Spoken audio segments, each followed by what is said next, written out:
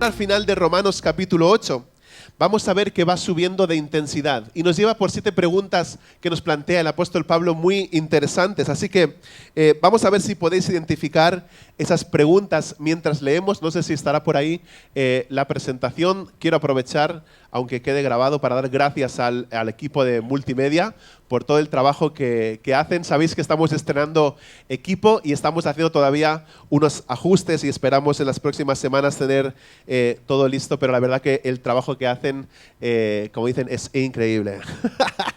Gracias, amigos, gracias, muchachos. Vamos a leer, vamos a abrir nuestras Biblias. Romanos capítulo 8, versículos del 31 al 39. Si no tienes Biblia, puedes sentarte al lado de algún creyente o cristiano y podéis leer ahí juntos, ¿vale? Las cosas que vamos a compartir en esta mañana. Romanos 8, 31 al 39. Dice así: entonces, ¿qué diremos a esto? Si Dios está por nosotros, ¿quién estará contra nosotros? El que no eximió ni a su propio Hijo, sino que lo entregó por todos nosotros, ¿cómo no nos concederá también con Él todas las cosas? ¿Quién acusará a los escogidos de Dios? Dios es el que justifica. ¿Quién es el que condena? Cristo Jesús es el que murió. Sí, más aún el que resucitó, el que además está a la diestra de Dios, el que también intercede por nosotros. ¿Quién nos separará del amor de Cristo? ¿Tribulación o angustia, o persecución o hambre, o desnudez, o peligro o espada?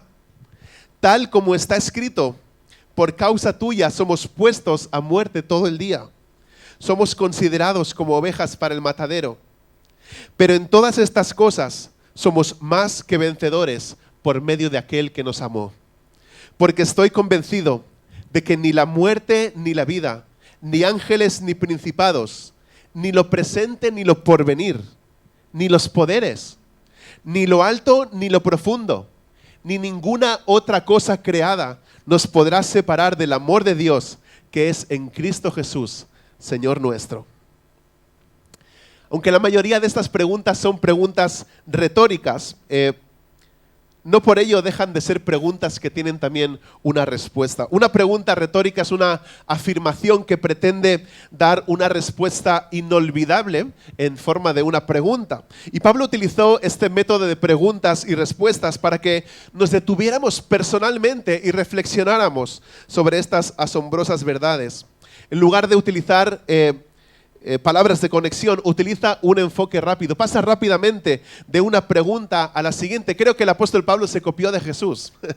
Si tú lees los evangelios vas a encontrar que Jesús por más de 300 veces utiliza esta cuestión de las preguntas y las respuestas, y muchas veces, la mayoría de veces tal vez, responde Jesús a las preguntas que han hecho con otra pregunta también. Pero la primera pregunta que encontramos aquí nos sirve para encaminar este pasaje.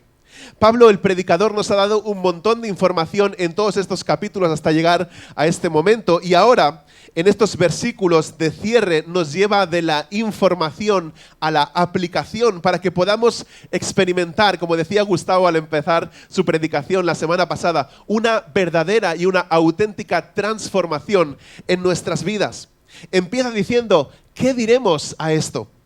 Está ligando lo que ha hablado sobre la justificación, la santificación y la glorificación, volviendo al tema de Romanos 8.1, no hay ahora condenación para los que están en Cristo Jesús. También está conectando con el versículo 28, donde hemos aprendido que Dios hace que todas las cosas obren para bien. Podemos dar por lo menos 2 respuestas a esta pregunta de ¿qué diremos a esto? 2 posibles respuestas. La primera es que no podemos decir nada. Nos quedamos mudos. ¿Alguna vez te han dado un regalo que no merecías y te has quedado sin palabras o sin respuestas? ¿Sí? Espero que sí. Por lo menos las mamás o esposas hoy día del Padre, no sé si me han regalado algo o no, que te haya dejado mudo. A mí no me han regalado nada esta mañana. Bueno, me ha dado un besito antes de venir. Ya es mucho. A veces nos regalan cosas que no merecemos o que no esperamos, ¿no? Y nos quedamos sin palabras. Me acuerdo que, aunque me pasé unos meses diciendo que yo quería el nuevo Apple Watch para mi 40 cumpleaños, que fue hace 2 años, ¿vale? Voy a cumplir 42 dentro de un par de meses. mi familia me iba diciendo, ¿qué te gustaría? Y yo de broma decía el Apple Watch y no pensaba que me lo iban a regalar. Y cuando llegó el día del cumpleaños, me empiezan a regalar otras cosas, que una camiseta, que un no sé qué, y de repente me sacan una caja ahí pequeñita y dije, no puede ser. Y cuando abrí la caja, pues me quedé totalmente sin palabras, pero me había pasado otras veces. Unos años antes, para el amigo secreto de Navidad, mi cuñada, imaginaos si me quiere, me regaló la PlayStation 4.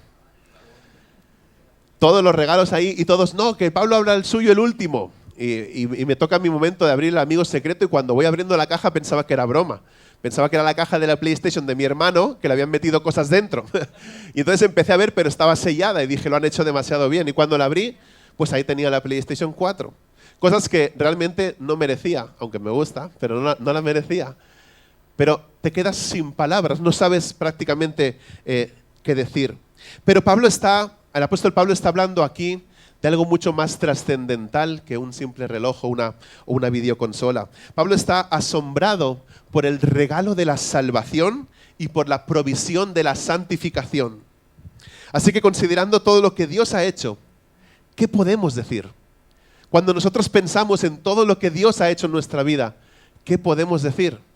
Me llamó mucho la atención un versículo que encontramos en Job, capítulo 40, versículo 4, que dice, «He aquí, yo soy insignificante», dijo Job, «¿qué puedo yo responderte? Mi mano pongo sobre mi boca». Y como os he dicho muchas veces, es interesante leer la Escritura e imaginarlo las cosas. Es decir, está haciendo como el del emoji, ¿no? Sorpresa, sí. Madre mía, mi mano pongo sobre mi boca, no sé ni qué decir ante el regalo que Dios me ha hecho. Ahora, esta es una de las opciones, ¿no? Que no sabemos qué decir, quedarnos callados. Ahora, la segunda cosa que podemos hacer es decirlo y hablarlo completamente todo. Deberíamos explotar en adoración y no dejar nunca de agradecer a Dios por todo lo que Él ha hecho. Ya se acerca la Semana Santa y estoy leyendo los pasajes que encontramos en los Evangelios referente a ese momento en el que Jesús está entrando a la ciudad de Jerusalén y entra sobre aquel asno y la gente está tirando alfombras, flores, palmas, aplaudiendo también, pero cuando dice palmas son las hojas de la palmera, están moviéndolas, haciendo ruido porque está entrando Jesús. Y si recordáis, como hemos cantado también esta mañana, ellos están diciendo, «Hosana, Hosana al Hijo de David, Hosana». Y hay un momento en el que cuando Jesús escucha que la multitud grita y que dice, «Hosana», Él viene y dice, «Os digo que si estos callan», toda esa gente que estaba gritando, dice, «os digo que si estos callan, las piedras clamarán». Así que no me gustaría que por no decir todo lo que podemos decir acerca de Jesús y de lo que Dios ha hecho en nuestras vidas, las piedras tuvieran que hablar. Como el agua que cae en una cascada, estas preguntas caen de esta forma también y sirven para celebrar nuestra seguridad en Cristo. La idea principal que quiero compartir con vosotros en esta mañana es que si eres verdaderamente salvo, tu salvación está totalmente asegurada. Como respuesta a estas 7 preguntas, quiero compartir 7 razones o 7 motivos por los que deberíamos explotar en alabanza, en adoración. El primero es porque Jesús nos protege. Dice así la pregunta en el versículo 31, si Dios está por nosotros, ¿quién estará contra nosotros? Es importante leer bien la pregunta. Si Pablo estuviera preguntando, ¿quién estará contra nosotros? La respuesta sería, pues un montón de gente, ¿no? Montones de gente podrían estar contra nosotros. Pero esa no es la pregunta. La pregunta es, si Dios está con nosotros, ¿quién en contra de nosotros? No hay verdad más fundamental en toda la palabra de Dios que esta verdad, que Dios está a nuestro favor, que Dios no está en nuestra contra, que Dios no es neutral hacia nosotros. Por causa de Cristo, de una vez por todas, la pregunta está resuelta y la respuesta es, Dios está por nosotros, Dios es por nosotros. Por significa que está encima, que está sobre nosotros, que nos está abrazando a nuestro favor. Así que Dios está contigo. No importa quién te mire por encima del hombro, si eres un creyente nacido de nuevo. No veas a Dios como alguien que está enfadado contigo o enojado contigo. Él está por ti. Así que puesto que Dios está a nuestro favor, ¿qué más da quien esté en nuestra contra? Otros pueden intimidarnos, pero tenemos al Dios Todopoderoso de nuestro lado. Cuando terminé, soy nuestra generación, la del 81, es un poco desastre. Y hicieron muchos experimentos con nosotros. Uno de ellos fue el cambio de la LOCSE, del plan de estudios, así que yo llegué hasta octavo de EGB y de octavo me pasaron a tercero de ESO. Y de octavo de un colegio pasamos al instituto a tercero de ESO. Resulta que mis papás son creyentes, lo he compartido alguna vez, y esto lo contaré otro día, es otro de los tips que tengo para padres, pero no quiero decirlo por el micro que se queda grabado. Pero mis padres me decían a mí, tú no pegues, ¿eh? Cuando estábamos en el cole. Yo tenía este tamaño ya más o menos, era más alto que el profe. En las fotos, cuando no me encuentran porque buscan a alguien pequeño y estoy al lado del profe, ¿vale? Y me decían, si te pegan, tú no pegues. Esa era la norma, ¿no? Yo le digo otra cosa a mi hija ahora, pero a mí me decían eso, ¿no? Tú no la devuelvas, ¿no? Entonces, ¿qué pasó? Durante muchos años, pues ahora se conoce como bullying, pero muchos años me estuvieron molestando. Cuando llegó el momento de pasar al instituto, durante el verano me hice amigo de un muchacho que se llama David Quevedo. David, por cierto, si escuchas esto, que el Señor tenga compasión y misericordia de ti, sé que puedes reconocerle como Jesús y Salvador. David Quevedo, ¿vale? Este muchacho lo conocí en un parque y él me dijo, yo voy a estudiar también en este instituto, y yo no sabía nada acerca de él, pero nos hicimos amigos, y que si él tenía una fama de matón increíble. Cuando llegamos al instituto, pues aquel muchacho que me había estado molestando, que se llama Carlos Ramírez, también Carlos Ramírez me estuvo molestando mucho en el colegio. Cuando llegamos al instituto y Carlos me vio que yo estaba con el David Quevedo, ¡ay! Ya le cambió la cara. Ya no se atrevió a acercarse a mí, a hacerme nada durante todo el tiempo. Es más, la fama, no sé por qué, se me pegó a mí también, y ya a mi hermano y a mi hermana en el instituto ya no le molestaron. Cuidado, que son los hermanos del Pablo. Y yo no había hecho absolutamente nada más que pegarme a David Quevedo, ¿vale? Que era el que estaba ahí. Con Dios de nuestro lado, nadie más puede hacerte nada. Dice el Salmo 118, el Señor está a mi favor. Y dice, no temeré, no temeré. ¿Qué puede hacerme el hombre? Y Pablo, el apóstol, no está sugiriendo que no tendremos oposición, porque todos tenemos adversarios. Lo que está diciendo es que nuestros oponentes son insignificantes si los comparamos con quién es Dios. ¿Alguna vez se te ha metido una canción en la cabeza que no te sale? A los padres, aparte de la de Baby Shark. ¿Alguna canción que se nos haya metido que no nos sale, que nos da vueltas, que se nos repita ahí en la cabeza en bucle? Cuando yo contemplo la forma en la que Jesús nos protege, estos últimos meses mi mente corre a una canción que se titula La bondad de Dios. La bondad de Dios dice, en mi vida ha sido bueno, en mi vida ha sido tan fiel, con mi ser, con cada aliento, yo cantaré de la bondad de Dios. La vamos a cantar aquí en los próximos domingos. Muchos de nosotros juzgamos si Dios está a nuestro favor por cómo nos van las cosas, ¿no? O según las circunstancias que estamos atravesando. Si las cosas nos van mal en la vida, entonces decimos, me parece que Dios no está conmigo, ¿no? O le siento distante, no está a mi lado. Cuando las cosas nos van bien, pensamos, Dios realmente está a mi favor, ¿no? Pero si eres un creyente nacido de nuevo, Dios siempre está a tu favor. Eso es lo que debemos entender, pase lo que pase. Así que, para que esta promesa sea más personal, me gustaría que pudieras poner tu nombre en ese versículo que acabamos de leer ahí arriba, donde dice, Dios está, en lugar de decir por nosotros, que digas, Dios está por Gravy, Dios está por Carlos, Dios está por Juan Miguel, Dios está por Ana, por Adrián, Dios está por Grace, Dios está por Gustavo, por Gabriela, ¿vale? Piénsalo de esta forma. La segunda cosa es que Jesús provee para nosotros. La siguiente pregunta la encontramos en el versículo 32. Dice, el que no eximió ni a su propio Hijo, sino que lo entregó por todos nosotros, ¿cómo no nos concederá con él todas las cosas? El regalo del Hijo de Dios es la promesa y la garantía de que Él no solo nos protege, sino que Él también provee para nosotros. Dice, lo entregó todo por nosotros. Significa que Jesús murió en nuestro lugar, en nuestro beneficio, en nuestro favor, como nuestro sustituto. Y este argumento va de algo muy grande a algo más específico, algo más pequeño. Está diciendo que Dios no dudó en darnos el mayor regalo de su Hijo, y ciertamente no dudará en darnos regalos más pequeños, si eso es lo que Él considera bueno para nosotros.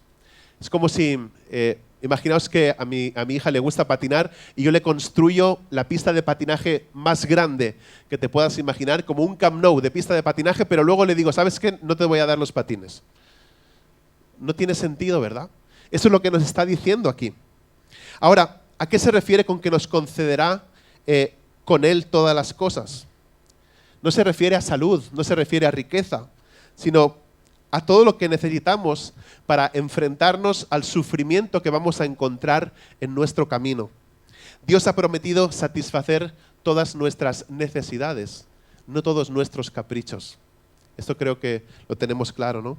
Dios nos protege y Dios provee para nosotros. Jesús también nos purifica, es la tercera cosa. Lo cierto es que muchas veces sentimos el peso del... Soy un pésimo consejero, esa es la verdad. Hace poco aconsejaba a un muchacho y me decía, es que me siento culpable por esto y por esto. Cuando acaba de hablar le digo, es que lo eres. ¿Qué quieres que te diga? Es la verdad, me siento culpable por estas situaciones. Pues es que sí, es que lo eres, es así, tienes que sentirte culpable porque es la verdad, ¿no? Y muchas veces sentimos ese peso de la culpa y ese peso sobre nosotros porque realmente lo somos, ¿no? Somos culpables y ese pecado o esa culpa nos aleja completamente de la gloria de Dios. Pero, hay un pero en mayúsculas, enorme, grande. Pero, si nos arrepentimos y recibimos a Cristo, la Biblia nos dice que somos justificados o hechos justos, declarados justos, y ahora nadie puede presentar cargo contra nosotros. Mirad la pregunta y la respuesta rápida del versículo 33. Dice, ¿quién acusará a los escogidos de Dios? Dice, Dios es el que justifica.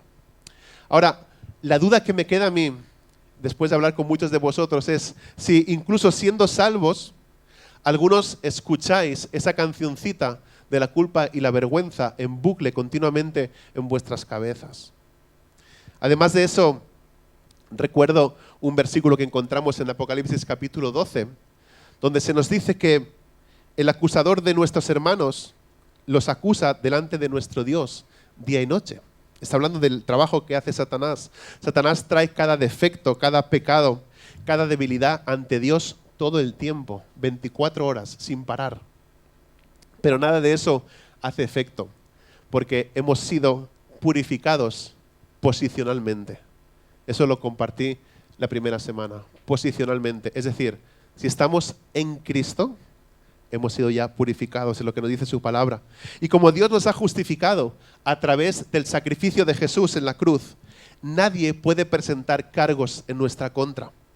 Hay una canción que hemos estado cantando semanas anteriores, la canción del desierto.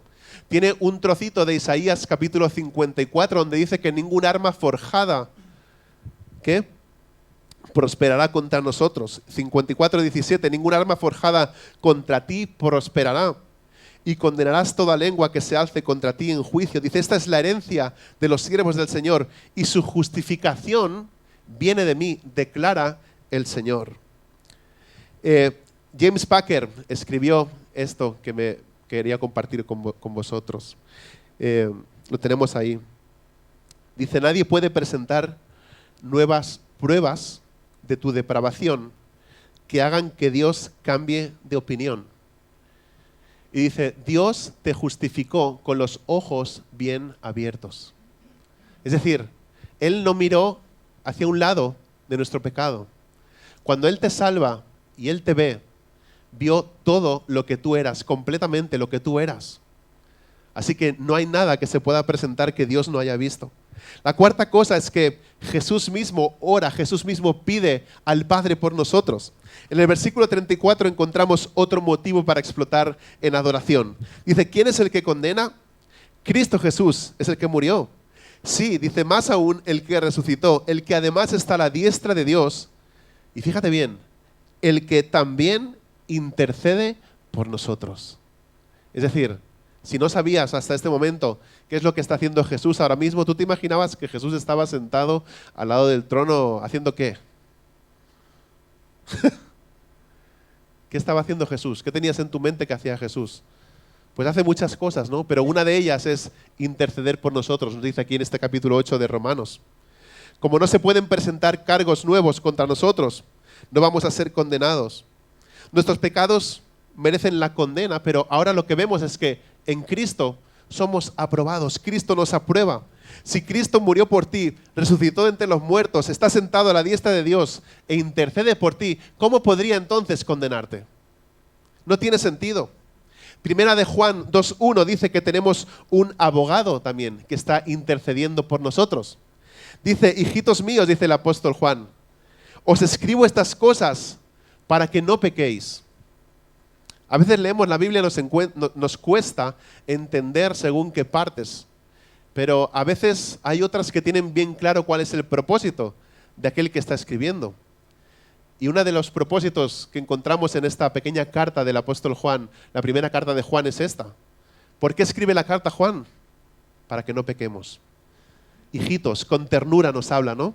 Y nos dice, os escribo estas cosas para que no pequéis. Dice, y si ¿alguno peca aquí? ¿Sí? A ver, levantar las manos porque no veo bien. ¿Alguno peca? ¿Vale? ¿Vale?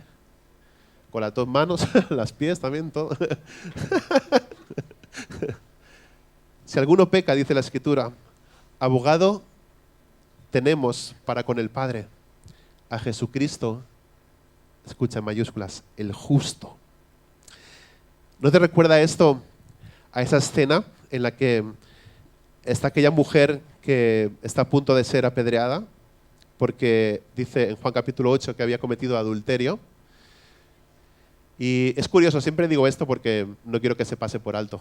La ley decía que a los dos que habían sido, para adulterar hace falta 2 personas. ¿Sí? La ley decía que los 2 tenían que ser apedreados. Pero el tipo no estaba ahí, ya se había ido. Y solo tenían a la mujer ahí acorralada. Y estaba un montón de gente alrededor de ella con piedras a punto de lanzárselas. Y Jesús empieza a escribir ahí en el suelo algunas cosas. Y de repente él se acerca a la mujer. Y es muy interesante leer los detalles. Él se agacha y levanta a la mujer, toma a esta mujer de la mano y le dice que mire a su alrededor. Y le hace una pregunta. Le dice, ¿quién te condena? De los que están aquí, ¿quién te condena?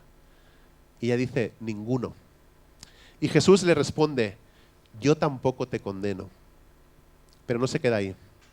Le dice, vete y no peques más. Cambia tu estilo de vida. Si adulterar es tu estilo de vida, cámbialo, ¿ves? Y no sigas haciendo esto. Hijitos míos,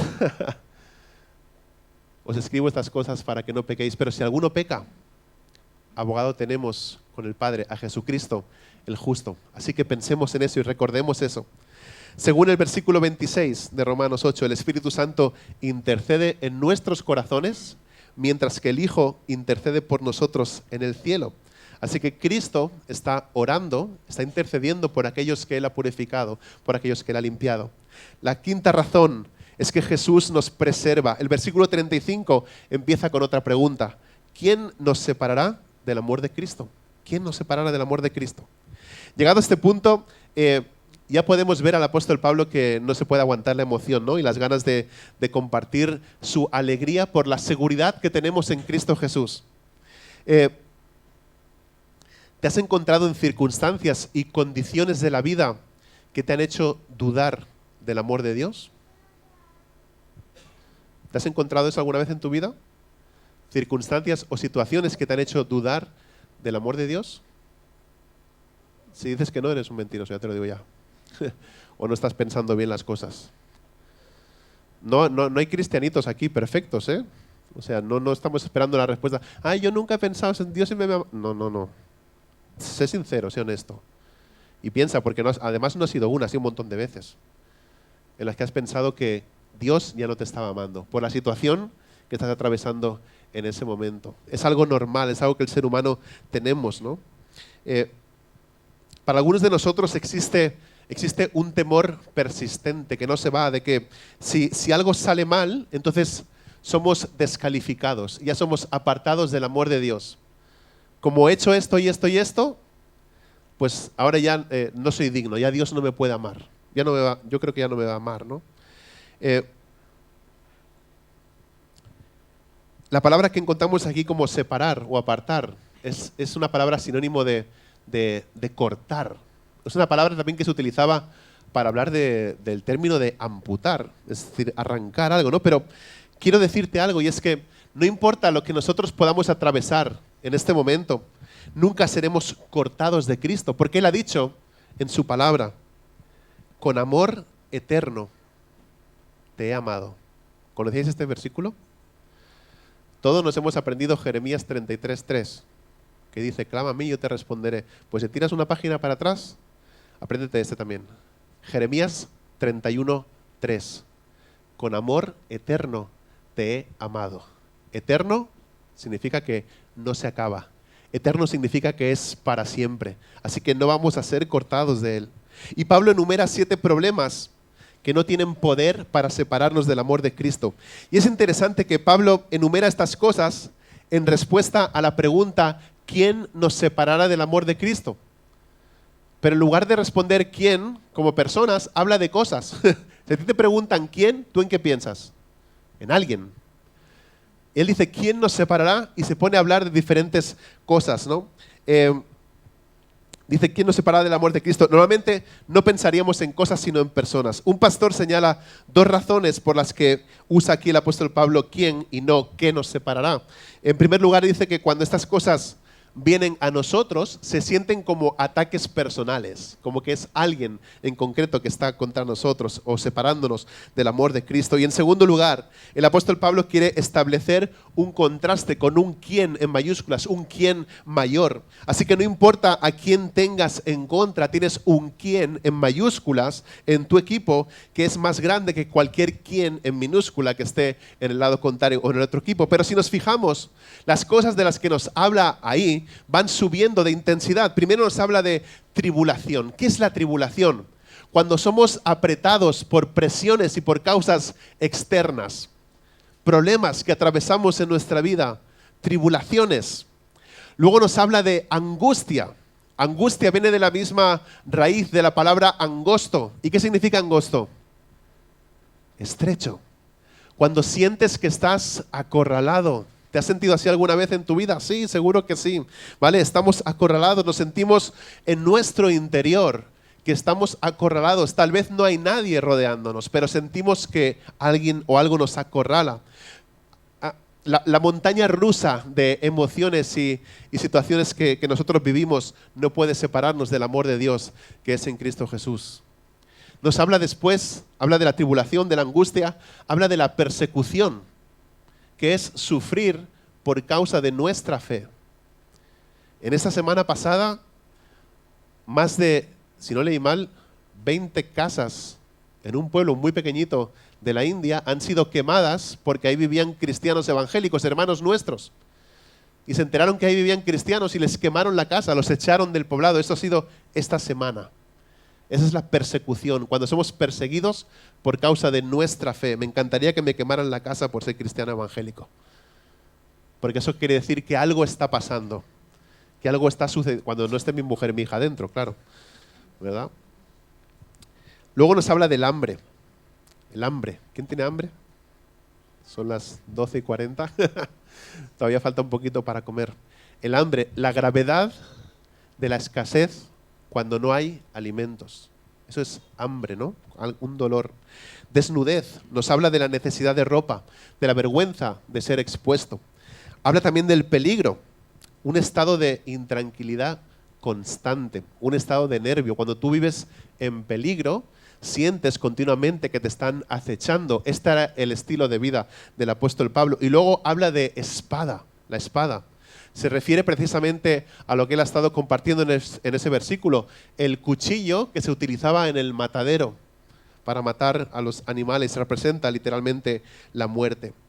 Y es interesante saber que en el momento en el que el apóstol Pablo está escribiendo esta carta a los romanos, él ya ha vivido 6 de esas cosas que acabamos de mencionar y que él mismo ha nombrado, y solo le faltaba morir a espada, que es lo que va a suceder un poquito más adelante. Pero él ya había atravesado tribulación, angustia, persecución, hambre, desnudez y peligro. Solo le quedaba la última espada. Está citando el Salmo 44, versículo 23. para mostrar que el sufrimiento no debe resultarnos extraño. Es un recordatorio de lo que podemos esperar, ¿no? Porque el pueblo de Dios siempre ha experimentado oposición. Dice, tal como está escrito, por causa tuya somos puestos a muerte todo el día. Somos considerados como ovejas para el matadero. Todos luchamos con los problemas internos y con dificultades externas, pero nada de eso puede separarnos del Salvador. Nada de eso puede separarnos de Cristo Jesús.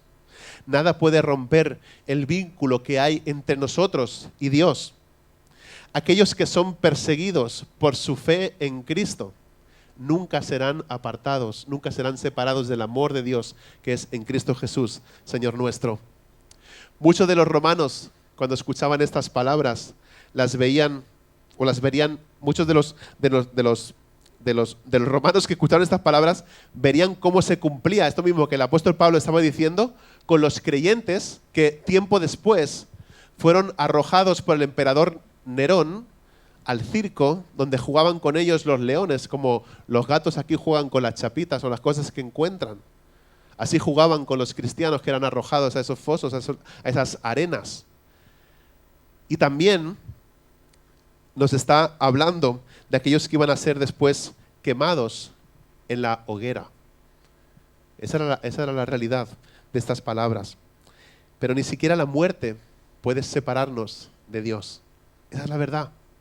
Si eres verdaderamente salvo, tu salvación está completamente segura en Cristo.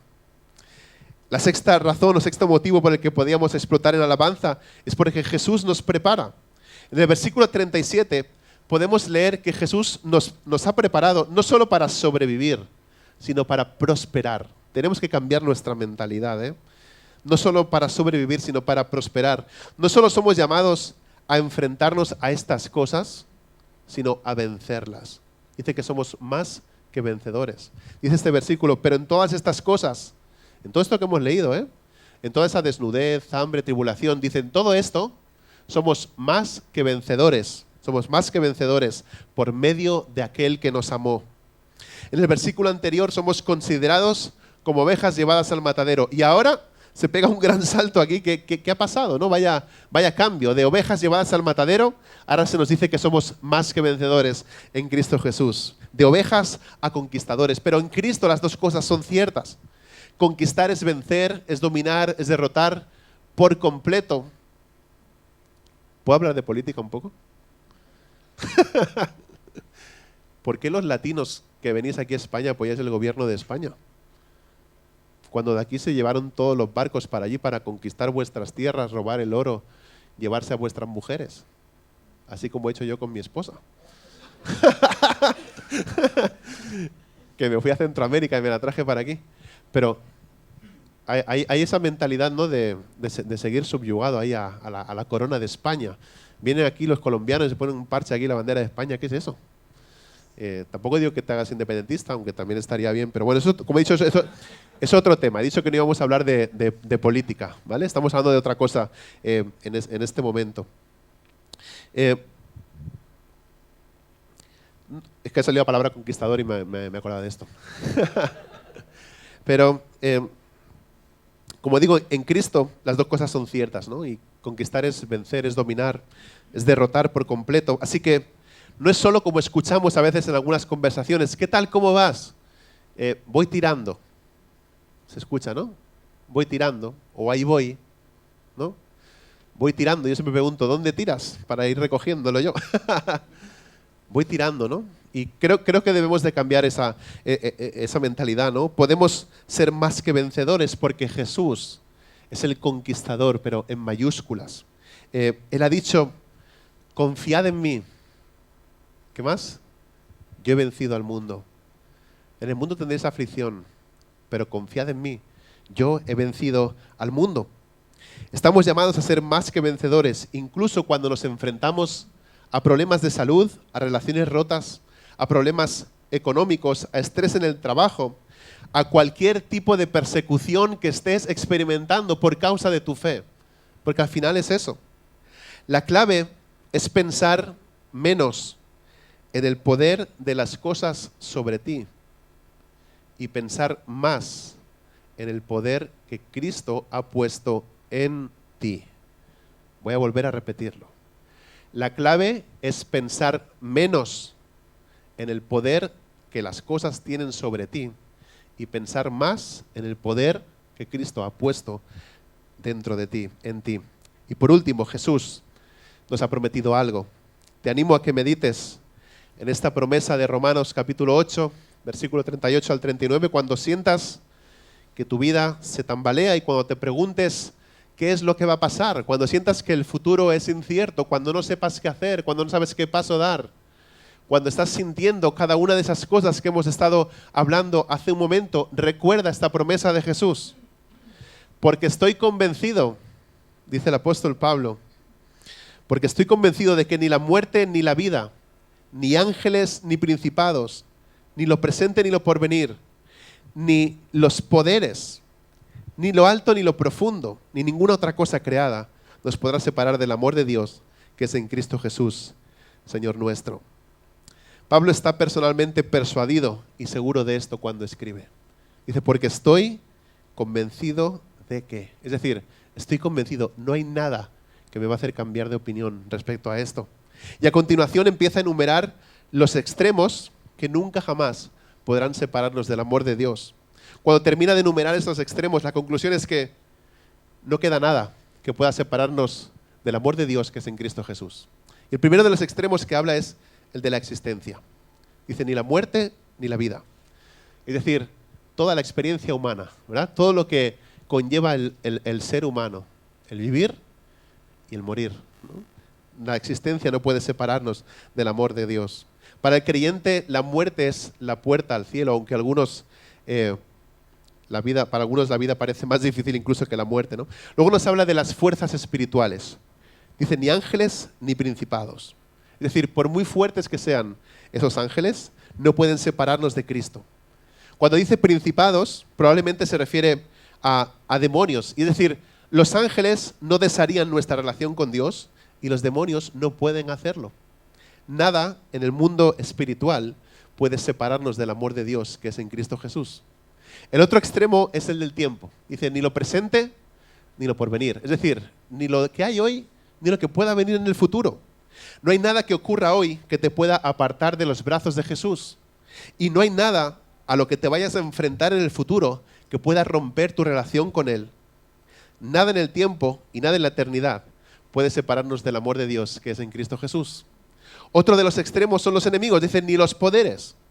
Todo poder en el mundo está subordinado al poder del Dios Todopoderoso. Y esto probablemente se refiere a los gobernantes que en aquel momento estaban totalmente opuestos a los creyentes y pues puede que hoy en día también. Luego nos habla del extremo del espacio. Ni lo alto ni lo profundo. Nada en el cielo puede separarte y nada en el infierno tiene poder sobre ti. Nada por encima o por debajo puede desestabilizarte porque nada te abatirá para arrastrarte y nada puede subir para volcarte. Y por último habla de la creación. Dice, ninguna otra cosa creada, el extremo de la creación, ninguna otra cosa creada. Pablo añade esto para asegurarse de que no se le ha escapado nada. Es una frase que podemos llamar una frase comodín para hacernos saber que no hay nada en toda la creación que pueda cortar el amor de Dios por nosotros. Esa palabra que dice podrá cortar, es la palabra que se utiliza en Romanos 1:17 cuando habla del poder del Evangelio, esa palabra que traducimos como dinamita, dinamita, algo que explota, es decir, no hay ninguna cantidad de dinamita, ¿vale?, que pueda explotar y que pueda separarte a ti del amor de Dios que es en Cristo Jesús. Y aunque es difícil sentirnos seguros en nuestro mundo hoy en día, si conocemos a Jesús a través del nuevo nacimiento, nuestra relación con Él está completamente asegurada. Así que a modo de resumen, Jesús nos protege, Jesús provee, Jesús nos purifica o nos limpia, Jesús pide por nosotros, ora por nosotros, Jesús nos preserva, Jesús nos prepara y Jesús nos ha prometido algo. Dice, pero un día, mientras pasaba por el campo, con algunos sobresaltos en mi conciencia, temiendo que todo no estuviera bien, de repente cayó sobre mi alma esta frase: tu justicia está en los cielos, y yo Vi con los ojos de mi alma a Jesucristo a la diestra de Dios. Allí, digo, como mi justicia. De modo que donde quiera que yo estuviese o hiciese lo que hiciese, Dios no podía decir de mí, le falta mi justicia. Vi también, además, que no era mi buen estado de ánimo el que mejoraba mi justicia, ni mi mal estado de ánimo el que la empeoraba. Porque mi justicia era el mismo Jesucristo, el mismo ayer y hoy y por los siglos. Esto lo escribió Juan Bunyan, el autor del Regreso del Peregrino. Esto lo escribe en un libro autobiográfico que se titula Gracia abundante, misericordia divina para el más grande pecador. Para los vagos está en YouTube en audiolibro. Si buscas Gracia abundante, Juan Bunyan, te sale el audiolibro, dura 3 horas y 40 minutos. Te recomiendo, ya que si no os veo cara de que no lo vais a querer leer, por lo menos escucharlo, porque merece la pena, ¿vale? Vale la pena. El amor de Dios por nosotros es incondicional y sacrificial y se expresa plenamente en la muerte de su Hijo en nuestro favor. Y Romanos 8 comienza con esta frase: por consiguiente, no hay ahora condenación para los que están en Cristo Jesús. Y termina diciendo, no hay ahora separación para los que están en Cristo Jesús. Estas promesas nunca van a ser revertidas, revocadas o quitadas. No hay nada que podamos hacer para que Dios nos ame más y no hay nada que podamos hacer para que Dios nos ame menos. El propósito de Dios es inmutable, su poder es incuestionable y su amor es incondicional, así que no tengo nada que temer. Y yo también quiero terminar, como el apóstol Pablo, con una pregunta en esta mañana. De hecho, no es una pregunta, es la pregunta. Es la pregunta. ¿Te has arrepentido y has recibido a Cristo Jesús como tu Señor y Salvador? ¿Sí? Si no lo hemos hecho, o si no lo has hecho, y si no lo haces, un día entonces Dios sí estará en tu contra. Y estos versículos entonces no van a aplicar, porque sí habrá alguien que está en tu contra. Pero la respuesta a esa pregunta cambia cuando recordamos la promesa que se nos ha dado. Y es que aquellos que creemos en Cristo Jesús como nuestro Señor y Salvador, hemos sido hechos justos delante de Él, sin merecerlo, por su amor, por ese amor eterno con el que Él nos ha amado. Así que, si hay alguien que está escuchando esta predicación en sus casas o donde sea, tiempo después en YouTube, quiero animarte a que puedas reflexionar y que puedas pensar en lo que Cristo ha hecho por ti. Y si no lo has hecho, que puedas entregar a Él tu vida, entregar a Él tu corazón y que Él pueda ser el Señor y Dios de tu vida.